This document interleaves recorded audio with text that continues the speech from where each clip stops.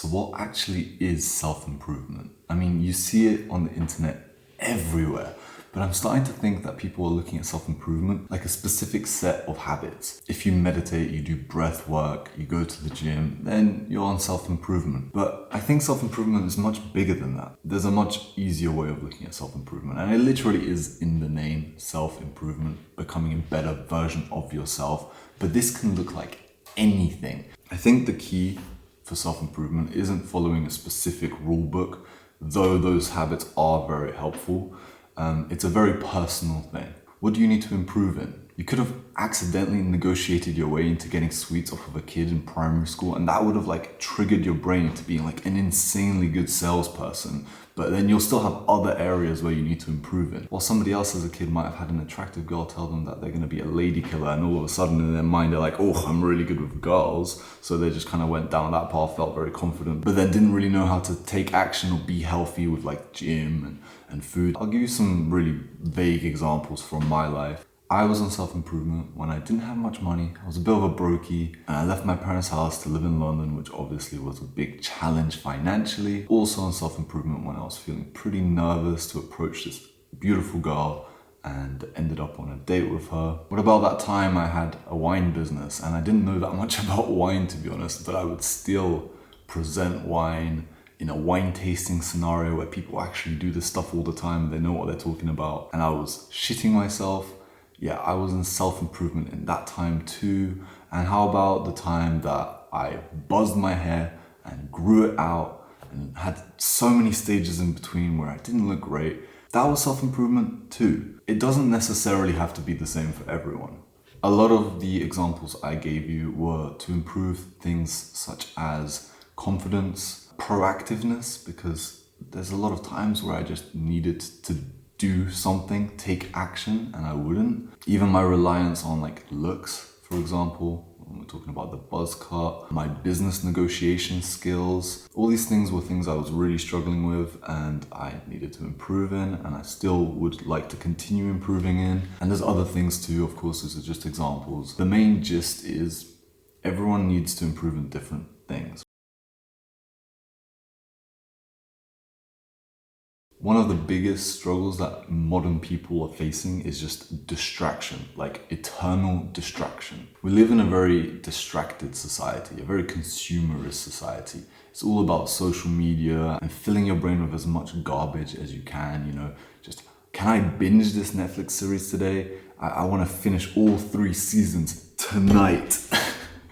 And it's just there's always something on our brain distracting us. How hard is it to just not check your notifications every 10 minutes? It's difficult, right? Not only that, but the few times where we do go to real life social interactions nowadays are always filled with numbing things such as alcohol and drugs, and it's not easy to find really wholesome, pure, healthy feeling things nowadays, for entertainment or for relationships. That is gonna take away from your sense of adventure in life. It's also gonna take away from your self-improvement. A lot of people wanna say, okay, I'm gonna cut all of this stuff out, but then they get this insane amount of FOMO, fear of missing out, and then they fall into it again. I think the biggest tip here is to listen to your gut and not your brain, because your brain is cheeky, right? It tries to find the easiest solution. It seeks comfort almost at all times. Your brain is okay, I'm tired. Maybe we should just sit down on the sofa for a few hours and watch something and just turn off, right? It seeks comfort, whilst your gut seeks truth. Your gut knows the truth, and sometimes it doesn't feel nice. You feel it, it's more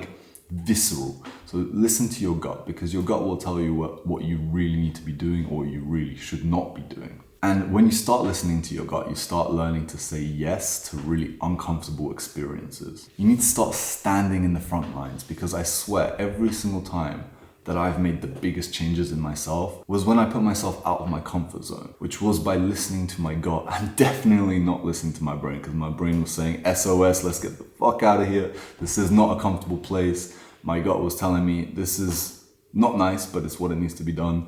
And you listen to your gut, you go to the front line and you experience. That is having a true adventure in your life. If you say yes to that every single time your gut is we should do this thing, you will have the best adventure of your life. And I don't want to say you'll have only positive experiences, because trust me, you won't. In fact, you'll probably have a lot more negative experiences. But those negative experiences and the positive ones will shape you. And that is truly what I love about self-improvement, right? Because that is what's gonna make you bloom, you know? That is, to me, the definition of self-improving. Another really great thing about self-improvement that I don't think gets talked about that much is identity shifting. I think a really common way that people are visually doing this nowadays, I actually also did this, is just buzz cutting your hair. If you visually look different to other people, it's kind of easier to redefine who you are, because people are very used to, again, comfort, right? So they're very used to seeing this one person and thinking they know who they are. You all of a sudden show up with a buzz cut and they're gonna be like, who the fuck is this, right? Obviously there's a lot more to just buzz cutting when it comes to identity shifting. You need to really change how you feel about yourself. I am the person who goes to the gym. I am the person who's really confident. I walk in a room with good posture and I have presence. People notice me walk in. There's an impact there. You have to have this idea programmed into your brain so that you truly identity shift, because it's not easy. If you've been one person your whole life, it's gonna be difficult to kind of decide you're somebody else. The easiest time to do this is definitely in your teenage years, or at one of those awkward kind of like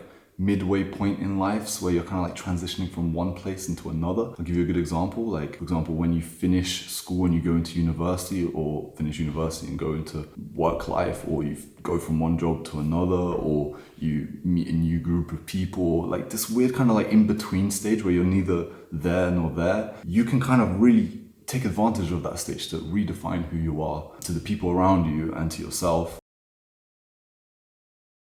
The last thing is, self-improving is never a one act kind of thing. One act might have a really drastic impact on your life, but you know those kids back in school who were just like the cool kids? They just had confidence, and no matter how much shit they ate, they always had like lean body, lean physique, they had like great hair, and they just were cool kids. Nowadays you look at them and their metabolism is caught up to them, they're starting to put on a bit of fat. In the nicest way, they have a wife now or a girlfriend, and she's not only just from a physical perspective, but like even from as a person, she's not really like wifey. It's interesting how people who do bad habits over and over and over, they pay the compounding effect of those bad habits. And then people who have been on self-improvement, let's say you started going to the gym when you were 16, now you're gonna be like jacked. You were really focused on improving your business skills, your sales abilities. Now you might be an amazing salesman with a good amount of money. The compounding effect is not to be underestimated, and yeah, that's also a big part of self-improvement. You need a shoe.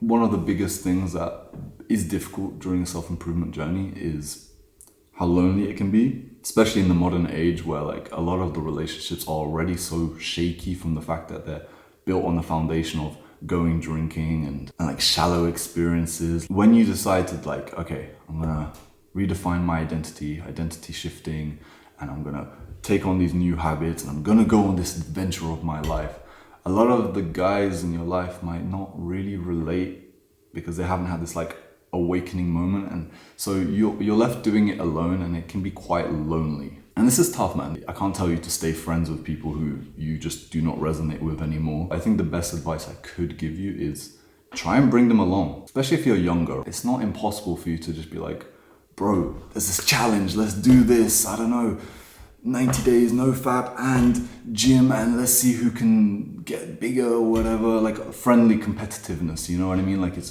very useful, not in like a, oh, I'm better than you kind of way. No, like we push each other, and maybe you can bring one of your brothers along with you on this self-improvement journey, because I feel like that would be a really great way to create a bond that could last for a lifetime. So you wouldn't only be improving yourself, but you'd be improving your relationships. If you do this, you kind of have this like leadership, which is also a great part of being a man, masculinity. And also with relationships, if you have like a girlfriend or whatever, bring her along too.